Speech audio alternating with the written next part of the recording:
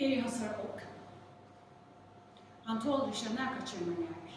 Ómøgt ein leikur om harskap i perlanon. Jeg skal ikke avkære henne for å være et menneske som fremmer herskap. Det trutjar imskar sjøver. Heim var altså skiftande, vi først går vel. Det trutjar imskar endar eisne og hvordan det kom ur perlanon. Og at høyre har vi bare håndla vaska bare klorin.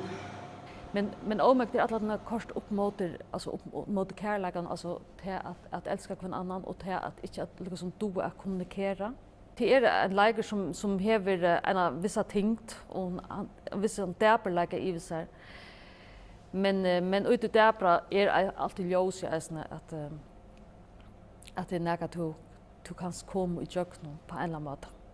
Men du måste lukka som færre i jøknum prosessene for å komme i jøknum da.